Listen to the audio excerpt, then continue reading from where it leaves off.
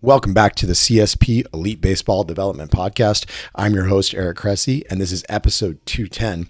We've been on a hiatus from the longer episodes, kind of just filling in the cracks with our weekly Pinch Hit Friday episodes, but I am excited to get back to some of this longer form content. We're going to kick it off with a really cool technology that I've had a chance to get really exposed to over the last year. It's been around for quite some time, but I'm a little bit of a late adopter, but it is something that's been very transformational for us. 1080 Motion is a cool technology. We're actually hosting a course for some of their users at our facility in Florida in November. And today we've got two of their staff members who are outstanding at their job and really do an excellent job of relating complex topics in a more understandable way so that coaches can apply them and be successful with their athletes. Very excited about today, and thanks for being patient as we brought this show back around for a new season. This episode is brought to you by AG1, the most comprehensive NSF certified for sport daily nutritional supplement I've ever tried. With so many stressors in life, it can be difficult to maintain effective nutritional habits and give our bodies the nutrients they need to thrive. As a father of 3 young kids and a co-founder of multiple businesses in multiple states on top of still being an avid exerciser, I know that busy schedules can really take their toll on us. Whether it's poor sleep, exercise or life stressors, environmental factors, or simply not eating enough of the right foods, we can often wind up deficient nutritionally. This is where AG1 can really help. It's a game-changing nutritional insurance policy. They simplify the logistics of getting optimal nutrition on a daily basis by giving you just one thing with all the best things. That's why I use it daily, as do several of my family members, and we recommend it to a lot of our top athletes. One scoop of AG1 contains 75 vitamins, minerals, and whole food sourced ingredients that work together to fill the nutritional gaps in your diet to support energy, focus, digestion, and recovery. And this can all happen for less than $3 per day and without taking multiple products. While most nutritional supplements come to market and stay stagnant, AG1 continues to obsessively improve this one holistic formula based on the latest research, producing over 50 improvements in the last decade alone.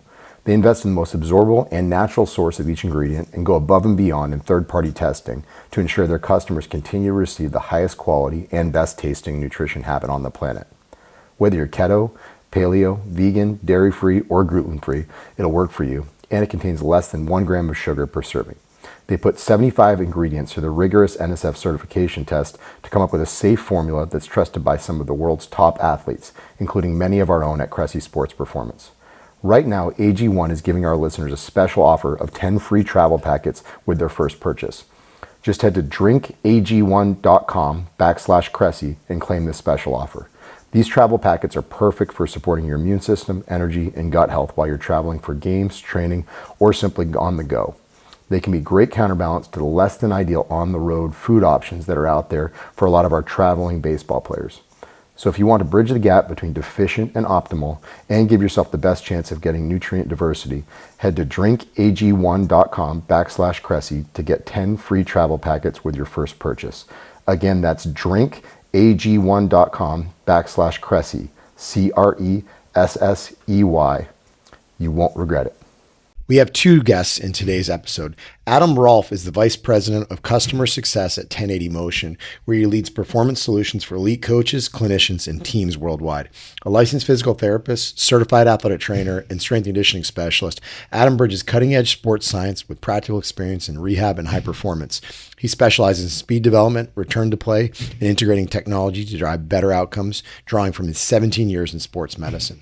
Additionally, we have Matt Temetz, who is the marketing manager at 1080 Motion, where he applies his background in coaching and sports science to elevate how technology supports athletic development.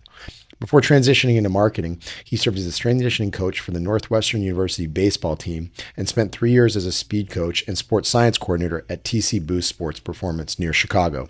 A former college baseball player and published author in the JSCR, Matt now also consults in sports science, helping programs apply data to drive performance.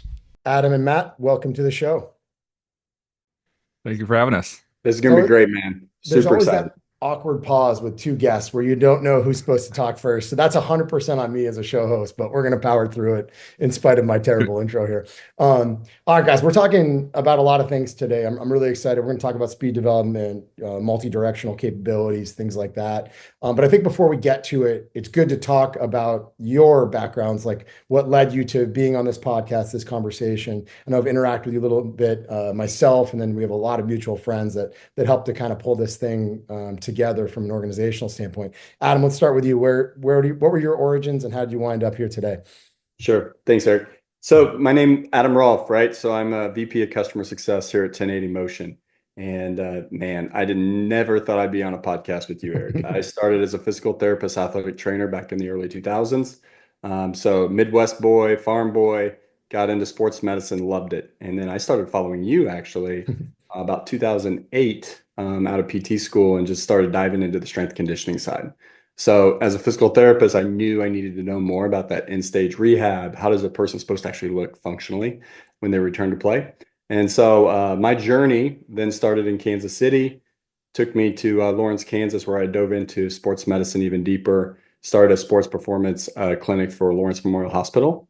And that was really cool. Like it was a really great opportunity to start working with athletes and see. I'd start them at ACL rehab, post-op day 3, all the way to, okay, now we're going into that training side, and now we're ready to return to play, watch them play baseball on the field. It was one of the greatest things that I ever did. Life turned. My wife took a job down in Texas, and I followed her down there, and I became a full-time dad.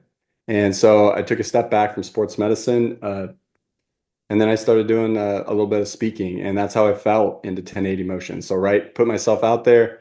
1080 Motion was a brand new company here in the US back in 2019, and joined Peter. He said, hey, do you want to start doing this? And I did the education. So my role has evolved since 2019 to be an educator for 1080 Motion and really help people understand how to apply new technology. I love that. Matt, what about you? Fantastic. So unlike Adam, I actually wanted to be on a pod with you kind of throughout my career. So crazy how it all comes together. But my name is Matt Tomez from the Chicago area. Wasn't blessed with all of the athletic abilities, so I found hard work and being a PO worked out pretty well for me. So I played D2 at Truman State in Missouri, had a nice little 4-year career, and then got my master's at TCU, fell into this thing called sports science. I was about to leave TCU because I was just reading bar speed research in a basement. And then that day, my boss was like, you play baseball, right? Do you want to work with the baseball team? And then I was on the floor collecting data and I found like applied sports science. So then I had these big plans, and COVID changed mine and a lot of other people's. But I was at TC Boost Sports Performance, where I interned back in 2016, where I actually met you. You hosted a clinic out there. And then so I was there full time for 3 years, speed development, sports science, speed training. I get back from Texas and I see a 1080 and I'm like, oh, we have one. I've only seen this on social media. How on earth am I ever going to learn this thing? And then I, kind of dove in for the next 3.5 years, kind of dialing that craft, met Adam, Peter, did some kind of freelance work for him. And then I was a strength coach at Northwestern last year for baseball and swim. And then right person, right time, right place. 1080's growing like a weed. They knew that I knew how to make content. Plus, as a speed coach, sports science, kind of just everything in between. Someone who can speak that language, but also kind of put it all together. So this is going on month 4-ish as the marketing director of 1080 Motion, but I like to say a recovering strength coach and ex-baseball player. I love that. So, it's funny, we're talking about your backgrounds and obviously they converge at 1080. And I think if you asked a lot of listeners, do they know about 1080? They probably say no. But if you were like, hey, do you know that device that you've seen Ohtani running on MLB's Instagram? They'd be like, oh yeah, the thing he pulls against, that's 1080, right? So maybe let's talk about how this, company, which obviously evolved overseas and has wound up here in recent years, talk maybe about the origins of it and how it has evolved, particularly as it's come here to North America. I'd love to take that question. So 1080 Motion, it is an international company, comes out of Sweden, established in 2013. So why is it 1080? I think that's everybody says 1080. So first of all, think of science of movement. We need some type of name to say, hey, we're really good at what are we inspired to do, which is create really good testing and training equipment, okay, for human performance. So 1080 Motion, so get this out of the box right now. Think 360 degrees and 3 planes of movement, right? So 360 times 3, 1080. I did not know that. Norwegian colleagues say. So that's nice for people that like, why do we call it that? So it's really about an expression of how do we test and train people in all 3 planes of movement in any way, right? And so then I think what you need to know, like from an audience standpoint, is like, yes, it came out of Sweden. The idea was, how can we create motorized or robotic technology to enhance what we do from an analog standpoint, right? We lift a dumbbell is analog. We lift a cable machine with weights as analog. And of course, there's other equipment that exists, pneumatic devices, and even ice connect devices over time. But now can we encompass that into something that's more packaged for the athlete that gives them that expansive view of doing anything we can do with software and a motorized unit. So in general, I think what people need to know is like 2014 was the first time what you were talking about, Eric, which is the 1080 Sprint was launched, and that product was in Europe and then here in the United States. What that is a motorized tethered device. Okay, that sounds terrible. So what the heck does that mean? Think of a sled, right? Now, take a sled that's analog, put a tether on it and a motor, and now we have a digital sled. So someone can run against that unit and we can create data. And that's where Matt gets really excited. I know we're going to talk about a lot of things with that because that's that nerdy sports science, but it's also where me as a rehab professional where I didn't get very nerdy and I just need basic numbers. Like give me if someone's making progress, we hit both those sweet spots from a testing standpoint. So that is kind of the origin story. We have some other products as well, and we're going to focus on the 1080 Sprint for running and acceleration development today. But our very first product was the 1080 Quantum, which you also see behind the scenes, and that's a strength training device. So the one thing about 1080 Motion is we are covering speed, strength. We do plyometrics as well. I mean, we can just go down the gamut of what these things do. Yeah, absolutely. And it's been a difference maker for at the facility. And I think we're going to talk, at least that's the sequence of this podcast that I'm thinking through, specifically the testing and the actual training. But I think the wild card in all this is the competitive, aspect of things. Is this is something that definitely, I think we've all run on timing gates before. And the next day you're like, holy cow, like my hip flexors are more sore than I've ever been. And it's like I didn't run any differently. I just competed a little bit more, and you're competing with a device. But in this world, it takes you to another level, right? Because there's many more data points that you can gather from different, time periods in the sprint. And also just, the way it's set up, I think there's kind of like the gradual walk back at the end of the sprint where it's time to, talk smack to your training partners. There's just more of a lull than with a timing gate when one guy goes right after the other. So, we'll certainly, talk about that a little bit more, but maybe punt it over to Matt. Like, where does your head go when I ask that question? Like, how has it evolved and, not just your time there, but even the years that preceded it? Yeah, so there's the hardware side and then the software side, and then the service is basically the people is kind of the three heads of 1080, kind of however I describe it. So the actual motor resistance itself has stayed similar-ish without getting kind of too much in the specs. The Sprint 2 goes heavier than the Sprint 1, and then we have the cable, and we've changed the motor-ish. The software has gotten better for, quicker data collection. It does a lot more analysis in the software itself versus myself as an Excel guy. I have so many 1080 Excel sheets that I made. And it's easier to use, right? And then there's the people. We're growing. We learn how to teach it better. Our users help us be more creative with it because there's a lot more of them than us, obviously.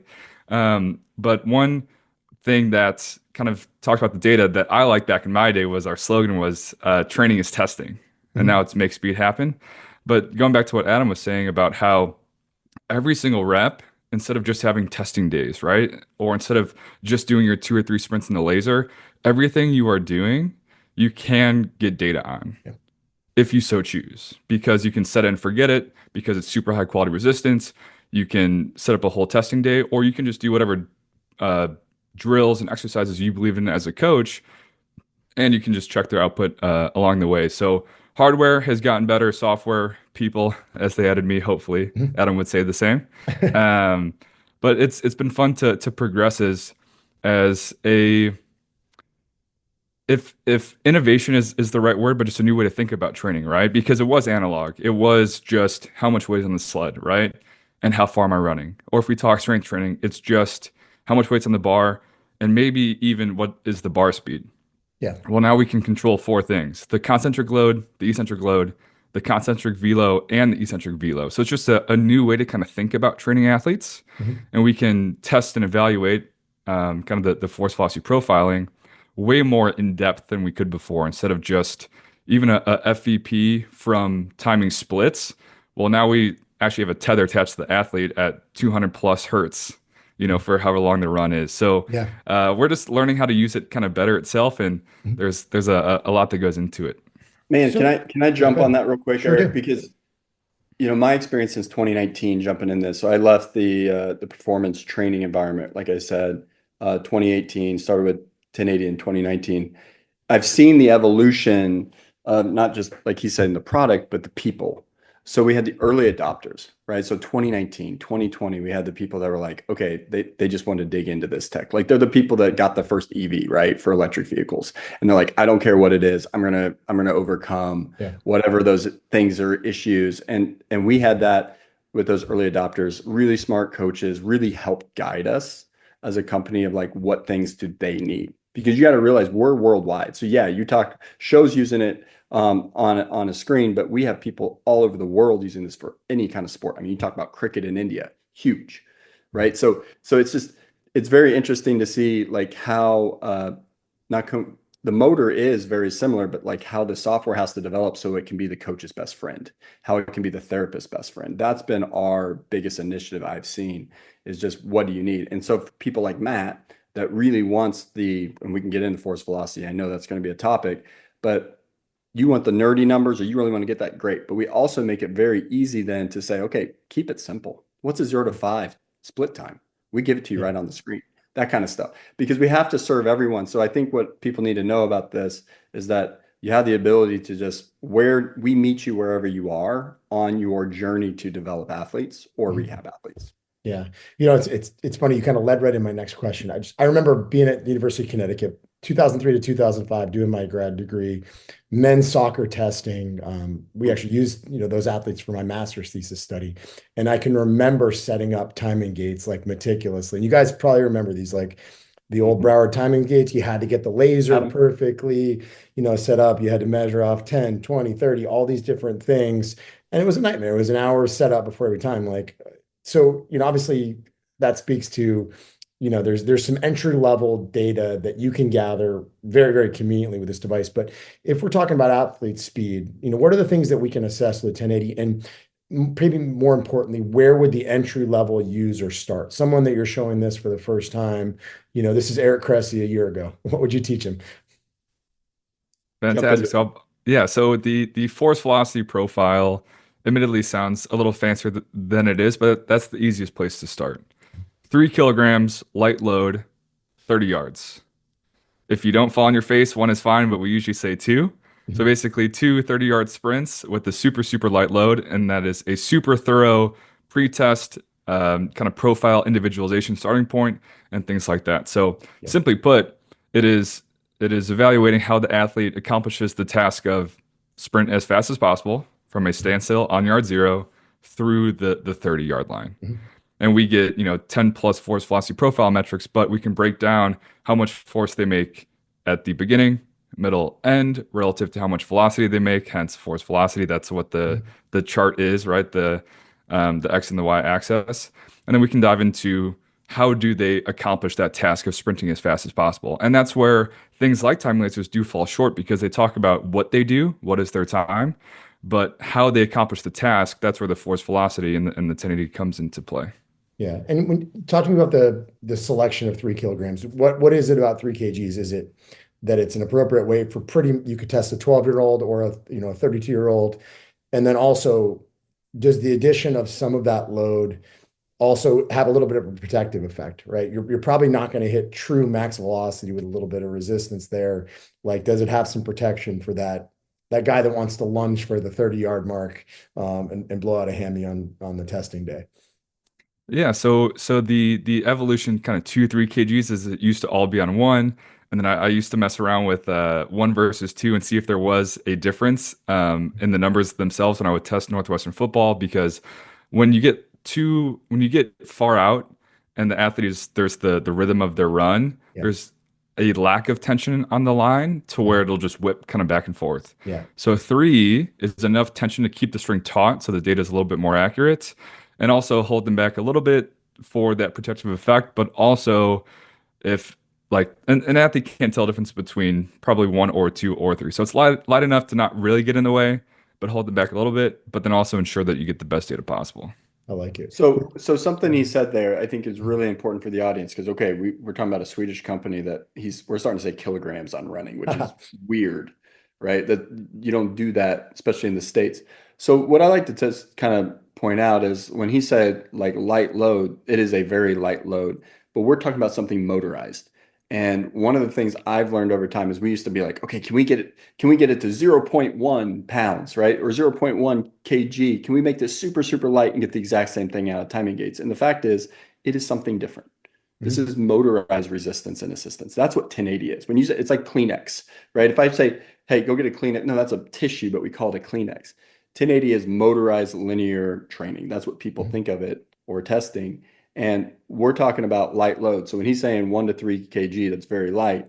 It goes up to these things 40 kg, which is Yeah. the equivalent of 250-pound sled. So just Yeah. get your head wrapped around like this thing goes light all the Yeah. way to heavy. But when we're testing, we have to have some load. Mhm. And then the piece of that you need to know is when you do that force velocity profile, you don't have to set up any cones. You literally go and run your 30 yards. We're going to give you numbers of what it would look like unloaded, right? So we give you that information immediately after the test. So you didn't have to set anything up other than rolling the machine out and setting it up. You know, it's interesting as you're talking through this. So I have three daughters, right? They've practically lived at the gym since they were born. They come in there all the time. We have twin 10-year-olds, like very, very different kids. One of them is like locked into gymnastics, like she is tunnel vision, total rule follower. And her sister is the one that wants to read for like 6 hours a day. She's kind of on her own schedule, doesn't really have like her favorite sport, but she's actually kind of taken to working out a little bit over the last couple months. So we're pretty excited about it. Like she does dance, she does some gymnastics, she does some softball. But you guys remember that episode of Friends where Phoebe is like running and her arms are like flailing all over the place? That's one of my daughters, right? So they love the 1080. They think it's the coolest thing in the world. It's kind of like when they were four and they would come in and swing from the TRX and all this stuff. So they go to the 1080, and here's something that's fascinating to me. Is first off, we put it on at 2 kgs, and they can absolutely run with it as long as the belt is tight enough and everything. It's not sliding down on them because they're smaller, obviously. But the thing that's fascinating to me is there is an element of self-organization that takes place when you run against even just a small amount of resistance. When you have arms and legs flaring all over the place, you're basically taking a linear initiative and you're adding a rotational element, right? And I often talk to baseball players about, baseball is all about getting from, three planes of motion to one, right? If you're a center fielder going back on a baseball, it's a hip turn and go, right? If you're trying to steal second base, it's, directional step to the side, get linear as quickly as you can. If you're a right-handed hitter that swings out of your shoes, and then you've got to try to leg out an infield single, you've gone from facing towards the third base dugout to having a motor towards first base. So it's all about orienting yourself towards linear activity as quick as you can. When you add this little bit of resistance, like her arm action got better. There's less like side to side movement of the hips. It's actually really fascinating what happens when you give just a little bit of that external resistance, and they have to effectively learn to like work in the ground and find the most efficient route to getting to the finish line. We interrupt this podcast with a quick reminder that this episode is brought to you by AG1. It's an NSF certified all-in-one superfood supplement that features 75 whole food sourced ingredients designed to support your body's nutritional needs. I use this product daily myself, and a ton of our athletes do as well. Head to drinkag1.com/Cressey and claim my special offer of 10 free travel packets with your first purchase. AG1 gives you peace of mind that you're covering all your nutritional bases. Again, that's drinkag1.com/Cressey, Cressey, and you'll get that special offer. Later in the pod for the kind of most surprising thing is our order's already been messed up, but We that's threw it something up. that I put of the power of self-organization, and Yeah. if we want to call it constraint-based learning. Yeah. And that's one of the things of value of the 1080 is it is relatively unrestricted because it's just a belt, right? Where even pushing a heavy sled, like it's so different Yeah. running without your arms. Yeah. So you can go super, super light, or 40 kgs was heavier than 50% VDEC for my NFL combine group at TC Boost. So it's as much load as you could need or as little to super high quality test all the data that you care to dive into. But it is just super smooth, repeatable resistance if you do want to quote set it and forget it, right? Because coaches can get overwhelmed and want to collect everything because they can. It's like, well, like you still have to coach in your philosophy and what do you believe in, Yeah. right? It's not like you just put the athlete on the 1080 and it solves everything. So the heavy running or even the light, like when athletes are accomplishing the task of running as fast as possible, load is super, super powerful and you don't have to say much, right? It'll clean up some of those big things. I love that. So we talked about the entry level, 3 kgs, 30 yards, see what shakes free. Where are you going from there? Right. So let's say you've got a college freshman, you've tested him, he's made some progress. What are your next iterations of testing that allow you to kind of take things to the next level on that individual basis? You want to dive into LVP, Adam? I'll punt it to Please. punt it I to think you. people, no, I think that's, yeah, I'm going to start it. Then you fill in here, Matt. So one of the big changes in speed training is the development of thinking, can we train people in different speed windows? And so thinking like, okay, if I'm in the weight room and I'm doing a velocity-based training session and I'm trying to get someone to move a barbell at a certain speed for a certain outcome, like speed, strength, speed, absolute strength. What the 1080 provides you is the ability to test someone's load when they under different loads, how much they can actually handle that at speed and why that's important. So 3 different resisted runs allows you to get a load velocity profile, which is different than the force velocity profile. So just hang with me. Low velocity profile is all about the individual's ability to handle the load of a 1080 and then express it in speed. Why is that important? It's because I can individualize your speed training. This is a huge factor because a lot of people will say, okay, let's put 25% of weight on a sled and that's probably good enough. What we have found with the low velocity profile, we'll actually get, okay, this is your max speed, your max load that you can handle.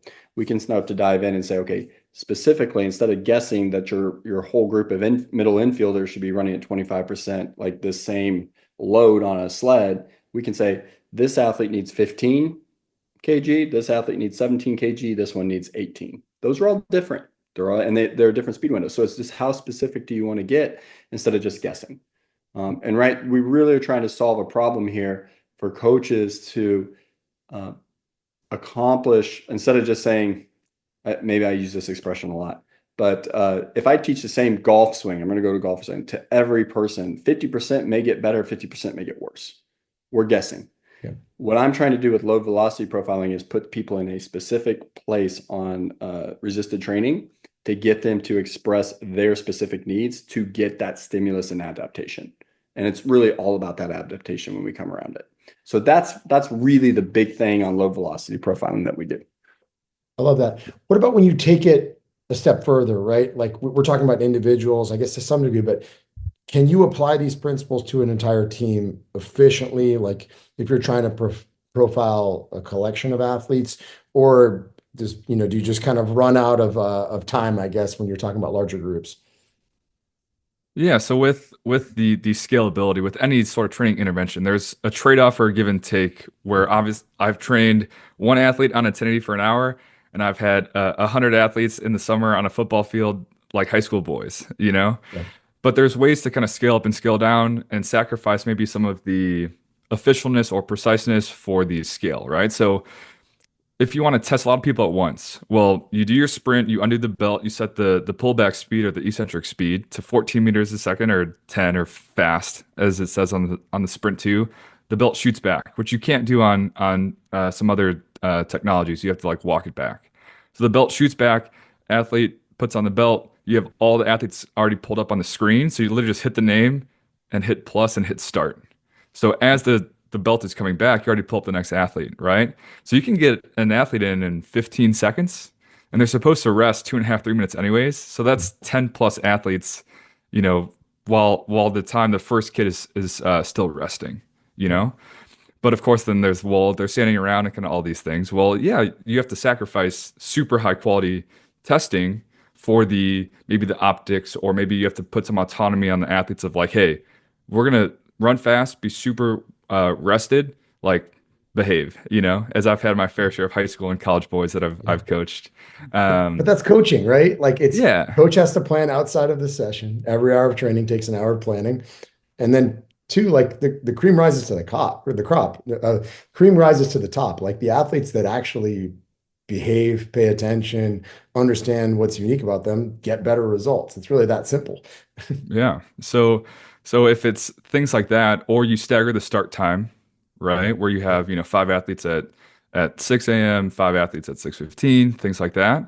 Or again, how everything's not going to be ideal. If you are trying to scale, well, you're going to do your testing on Monday, you're testing on Wednesday, you're testing on Friday. So there's ways to kind of scale up, scale down to get everyone in. But to go back to Adam's point and or your question of where do you go now? Well, you do your 3 kg, your FEP, and then you just add in two more runs. So you can kind of combine both of them together. So that's one run, rest 2.5 minutes, one run, 2.5 minutes, one run. You get a super thorough FEP and a LVP because it's not only how fast they are, but how load affects them. So two athletes could weigh the same, but one is super good at running against load and one kind of isn't. So then that next level would be the FEP tells you their strengths and weaknesses, so what to pursue, and then the LVP tells you what specific loads to address those strengths or weaknesses. Love Great that. point. That's a really, really good point that you brought up, Matt, is because we're giving you that way of, like, to guide you for your training. It just that's the simplification. And then the other thing I think, Eric, that's really important to understand is that we have weight rooms that have multiple racks, right? So if you walk into a collegiate weight room, we're not just seeing one weight rack, Yeah. right? Because guys are training different ways in all those Yeah. racks of the team. So one device does certain things really, really well for specific testing. But then we have to decide, are we also going to, how deep are we involved in actual training? Because if we're not going to take that next step with it, I mean, yeah, I mean, I can tell you an LVP, but you're guessing again if you're going to a different piece of equipment at times. So these things come down to budget and understanding. I think that's something we really pride ourselves on is like we want the best for our clients. So it's like Yeah. having that conversation of like, what's your situation? What's your Yeah. philosophy? Here's where this fits. And I've seen this evolve in football the most, right? So where we'd say, okay, you got one unit. Okay, that's really good for rehab and this FVP testing and then low velocity testing for maybe some of your development guys. Yeah. But then they're like, I get it. This makes sense now. Okay, now we're going to have more units so we can actually train a larger group at one time. But it's all about your setup. And we want to make sure that's very, very clear when we talk to people. That's you segued into a question I was going to ask later, but I'm going to jump to it now. So you just said, hey, let's prioritize the rehab guys. And this is an area that I think is absolutely fascinating, right? I think you have an era of people hanging their hats really heavily on force plates for asymmetries as we return to, high levels of function. Obviously, they're using classic dynamometer stuff, like, we're measuring, quad girth, all of these different things. I look at a lot of these things as very downstream from high level athletic performance, right? Like these are kind of like they're indicators, but they're not super specific tests. Like if we're worried about somebody injuring their ACL again, I want to know how they sprint. I want to know how they change direction, all those things. And those are a lot tougher to measure in a convenient way. So I'm curious, like how do you see 1080 fitting into this return to play puzzle? I'd love to hear a little more thoughts on like how it evaluates asymmetry and how you guys have, particularly, obviously Adam with your background in physical Yeah. therapy. Yeah, this is actually what excited me the most when I got into 1080, right? Was the where this can change rehab. This is we do not have at our disposal the tools that you just mentioned.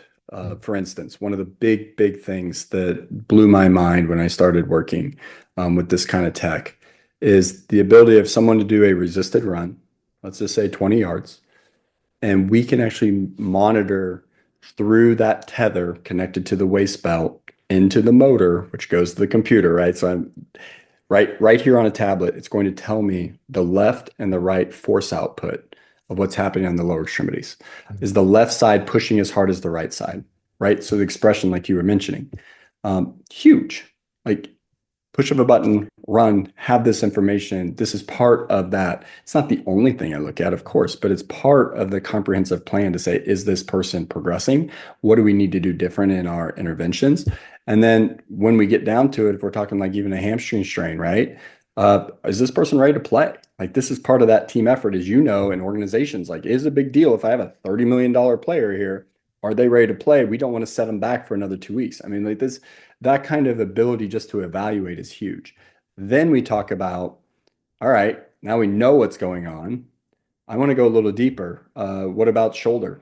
I mean, we can actually look because we're connected to a tether. We can actually look at force output that someone's doing at their shoulder, torso rotation. Like a lot of our pro teams, that's how they're looking at using this kind of tech. It's not just for resisted running and looking at the lower extremity. We're using it for all parts of the body. So now you have a device that's not only for speed training, but from a rehab and just profiling. Are you ready to return to play? We have baseline data on your shoulder, full range of motion force output. We can look at that. So and train on it. So I think that's to me that's probably my big message. I've gotten nerdy with Matt coming into this because I didn't know what a force velocity profile was in 2019. Like I didn't have anything to test it. What was I thinking? I was just trying to do really good functional training, build people up, and then use the things that I already knew in the evidence-based literature of how to return someone to play. Uh, this is on the new frontier. So when we're talking like, it's okay if you've never heard of this because this is still very new. There's research out there. You can look at it. Absolutely. But to understand that there's more emerging tools all the time to make comprehensive rehab testing better and then also allow you to train to get better outcomes. And I think that's really what I get excited about. I love that. What I also kind of just have enjoyed about my conversations with, really everyone at the company is there's like I think a lot of times we see a good technology I joke that sometimes like an owner, operator, inventor is his own worst marketer because he comes in hot. This is the most amazing thing ever. This is revolutionary. It's going to change everything you do. It's going to replace 90%.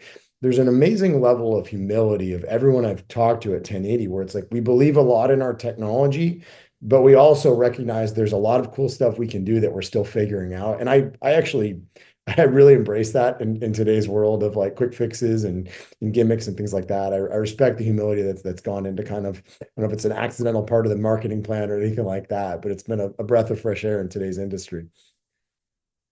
So talk to me a little bit about like how this is not just a linear speed development tool. Like you touched on it a little bit with some of the other, frontiers, but maybe talk about how we train agility. Like how are you seeing practitioners use this the most in the world of change of direction?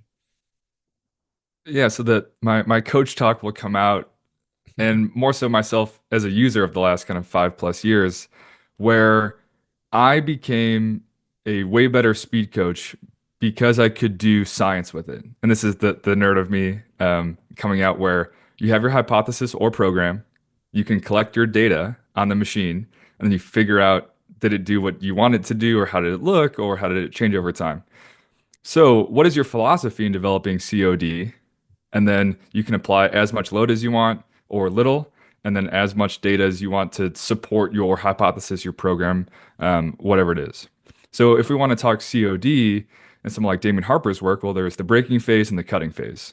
So the braking phase, think those first few initial chops of deceleration where you're taking away the most speed. Well, that's what I would overload the most. And a lot for that would be like kind of 7, 8 kgs, kind of that like light, medium-ish load. And then the cutting phase, because it is a lot more technical, controlling your shins, and there's a lot more kind of rhythm to it than kind of just chopping. Then that would be a little bit lighter of a load, but that would be a little bit more for the testing. So you can test someone's COD like a 505. We have a swivel belt where the athlete can kind of rotate. You can break down the in phase versus the out phase. You can look at the slope of them going to the cut, how much force they're making eccentrically versus concentrically. So you can test it. You can train each part of the COD phase as heavy as or light as you want, and then kind of put it all together. So that's kind of how I look at COD with the 1080. I like that algorithm. It's definitely a different way of think. I got to think it through now. That's gonna be my staring off into blackness tonight, brainstorming follow up to this call. Talk to me about what has surprised you the most. I know we touched on it a little bit earlier while I was rambling about my kids, but talk to me about the findings that have maybe surprised you in your work with 1080. So I'll I'll ask for one from you and one from Adam. How's Yeah, that? You guys yeah, good? yeah. you can. Yeah. So I said that the self-organization earlier, but I think with the 1080 and the depth in which you can dive into if you want, that nothing it has told me has been kind of too shocking. And I feel like whether that's kind of the humility that you mentioned earlier, or just being a coach first and a user of the 1080 second, where I would hope that like if you buy a 1080, it's not going to flip everything you do 180 on its head. hopefully if you are in business as a speed coach, you can get athletes, faster, healthier, things like that. But it just helps you put your finger on things that you couldn't earlier, right? You can have a way more thorough pre-test if you do a FVP, FVP. So when an athlete does get banged up, you know what their performance is for return to, or their play is for return to play, right? Or you can test COD, the eccentric phase versus the concentric phase, instead of just a time, So there's these things that you just couldn't quantify, or maybe you had a hunch about that was just so niche, so fast, so far away from the machine, whatever it is. So basically, just the ability to put your finger on literally whatever you want to or need to as a coach has been super, super eye-opening and has definitely kept me up myself many a night. So you're not alone. What about you, Adam? Okay, so I'm going to go a little different. We haven't talked about this yet, but we have the ability to do assisted or overspeed training and testing. This is a whole new frontier. So I think to your point, Eric, earlier, one of the reasons we probably sound like we know it's a great product. We know motorized equipment is very interesting. We still don't know everything. There's no way we can know because it's still so new, and that I've learned a lot. So what's surprising is like, okay, if we start doing assisted sprinting, meaning I am now using the motorized device to pull an athlete, okay, safely, so under load, and there's protocols for this, and we teach you how to do this. But what do we start getting out of this? So I'm going to go in my rehab hat. So we use traditionally, this is something that's really been looked at strongly in track and field. How do I get someone up to top speed? How do I keep them longer in top speed? How do I, and contact times and all the interesting, like if you're into that. We haven't even talked about this for in-stage rehab. Not even thought about it because we never had something that did this. We're talking about resisted still. We're talking about, are we force output right and left interesting? On assisted, doing assisted jumps. Cam Joss did some really cool stuff on this post-op ACL and actually seeing people like, okay, how well do you handle something pulling you into a deceleration pattern? That stuff is fascinating to me because there's a whole world there of now we have a stimulus that we can just like, are we not only getting good adaptation and is that person being more prepared to return to play after surgery, which I think is right. We know that's a problem. We just know that's a problem when we look statistically. So assisted to me, seeing those stats, like seeing the turnover, that to me is just fascinating. I love that.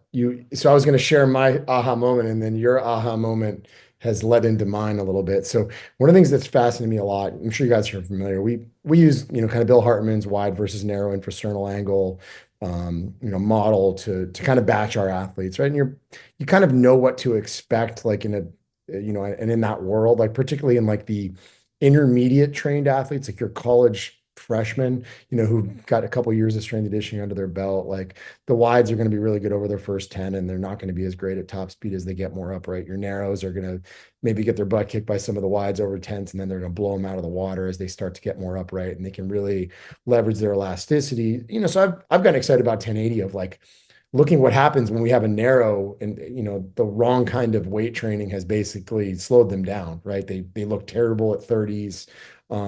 Maybe they've gotten better than you would have expected in the inside 10. So like that part has fascinated me. This is a way to actually, calculate it, like, truly put a number on it. But the thing that's really interesting me alongside this is we've been looking really, really closely at a lot of these force plate curves. So you see these like, you can see a unimodal curve, you can see a bimodal curve that's an early peak or a late peak. And we see some of these late peak bimodals where there's a little hump and then a big hump later. And these are guys that they're getting destroyed by gravity. I always joke, these are your Yao Mings of the world, where it feels like they're big on the bottom, narrow on the top. They're just like a terrible pressurized environment, and they're getting stapled to the floor. And like these are the athletes with foot fractures and calf strains. They're just especially if you get a tall guy who's like size 17 shoe, they just can't move. And so I've really seen some good results with some of these athletes with doing a lot of the band assisted jumping that you were just talking about. Like, and you can flip a guy really quickly, like where he jumps a 2.9 peak velocity on a force plate. And it's like, my gosh, like you're bottom 1% of professional athletes, and you get him doing some band assisted stuff. You get heavy weights off his back for 3 or 4 weeks, and you just almost remind him how to move fast. Like all his med ball stuff, his step behinds, shuffles, everything is quick, quick, quick. And all of a sudden he goes out and jumps a 3.0, a 3.1, and it starts to register that like moving quick is where it's at. What I'm really fascinated about is like, a band assisted jump is really just a modified version of an overspeed sprint.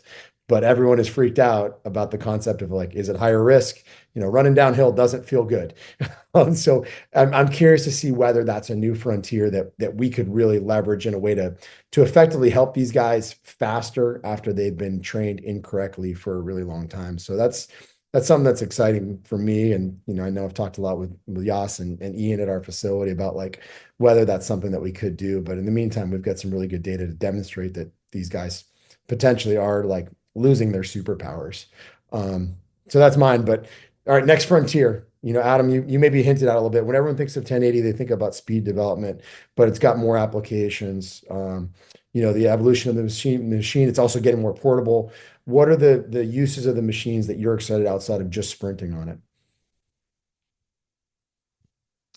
So whether it's our launch of the 1080 cable or just people having a more holistic view of development, I think the next frontier is going to be not only will the FVP tell you how to train your sprints, but also it'll help you train in the weight room. So of course each task is specific. So obviously like if you do a LVP with a back squat, obviously that's specific to squatting. But I think it's bridging that gap between how does the weight room support speed work, but then we can work backwards from the speed data itself to kind of it's more of a back and forth process. I think that'll be kind of the next frontier. Very cool. What about you, Adam? Yeah, so I think motorized, we're in a new era. People probably don't know it yet. What the weight room is going to look like. We're doing this with speed right now with motorized equipment, and we've already seen some motorized equipment be in the market. I think the thing that gets me excited is that this kind of technology can be programmed to be different, multimodal, and it already does this. But now really like leaning into that so that coaches understand the exercise physiology they learned in school, the rehab specialist learns the exercise physiology, they can actually use it. Because traditionally you walk up to a machine, it does one thing, right? It does this kind of mode.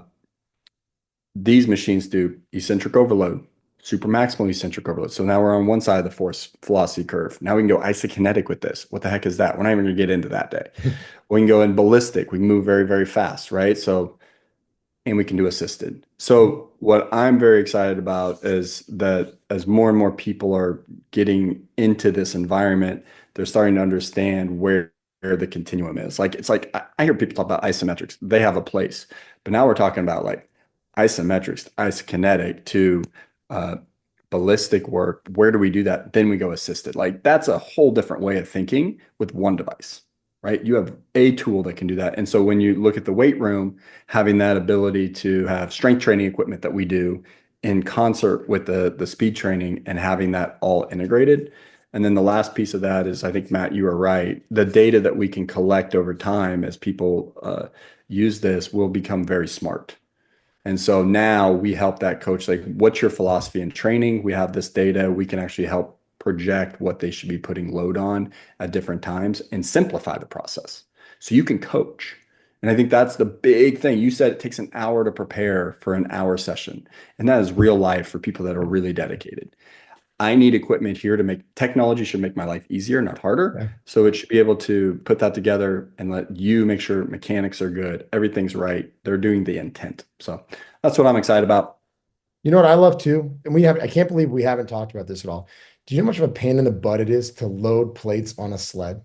Do you know how many Oh like my gosh. fingers have been pinched in weight rooms over the years trying to set those things up? Do you know how much of a nightmare it is to have like four athletes who all need to drag at the same percentage of their body weight, but they all weigh something different? So you're grabbing like 2.5s and 10s, and it's an absolute nightmare. Not only that, like like there are a lot of people that have skipped pulling the sled because it is such a pain in the butt to set up because you know it's going to be extra terrible when your quads are burning and it's time to break it down and you don't want to walk 8 plates across the room because you're dragging on turf and there's no friction. So like hidden benefit of this is you will never have to load a sled again. Also just less awkward, in the past doing like lateral sled drags, you don't know whether to like hold in the hand, load the belt, do it across the strap at the shoulders.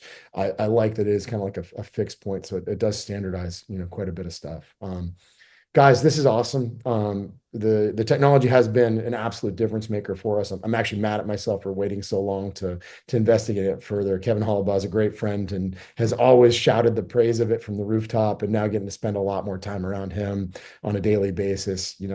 I've now gotten a chance to pick his brain a little bit as we've started to investigate it more. Got a little bit later in the off season, so it wasn't something that we were able to use for kind of our early testing for our pro group as they got back. But for all of our college guys rolling this summer and then our pro crew coming back in the fall, it's going to be an absolute mainstay and something that I think that will create not just a better, training outcome, but also a better experience when guys get a little more competitive. It makes speed, and agility training a little bit more sexy when guys are competing. So I appreciate you guys fighting the good fight and being patient with all of our questions as we tried to learn how to best utilize the technology. You guys have been great to work with, so I look forward to hearing about everything else that y'all dive into. Right on. Hey, Adam, maybe you're the best one to answer this question. Where's the best place for folks to investigate this more, both in terms of learning about the technology, the continuing education opportunities that you guys have available around it?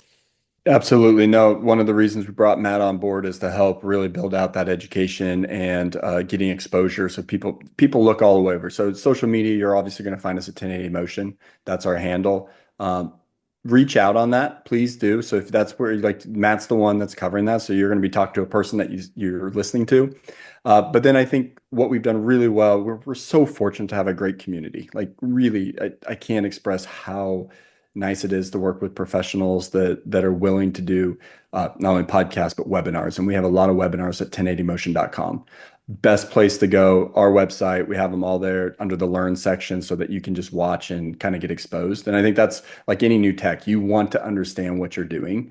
So go in there and get their experiences on, okay, we talked about assisted sprinting. What is that? We have webinars on that. What's FVP? We have JB Moran who actually like did the initial research on force velocity profiling. So you can actually learn what the heck we're talking about if you don't know. And that's okay. I didn't know either. So 1080motion.com is going to be your friend. And then please, we have that community. So you probably know someone that has a 1080 or has been exposed. Talk to them. They're going to give them their experience. That's awesome. I would definitely say if you have a chance to go and get your hands on it, like that's the most important. This is something you have to actually experiment with. The other thing is we didn't touch on this, but it is a dramatically different experience than trying to get some of this data from a GPS technology. That's something I've worked with. Obviously, we didn't get to the science of all of it, but it is far more user friendly, way fewer calculations that you have to unpack. But we'll save that for part two someday, right? I love it. Well, thank you guys very much for taking the time. Big fan of the product and glad we were able to nerd out a little bit about it today. Thank you. Thanks, man. Make speed happen.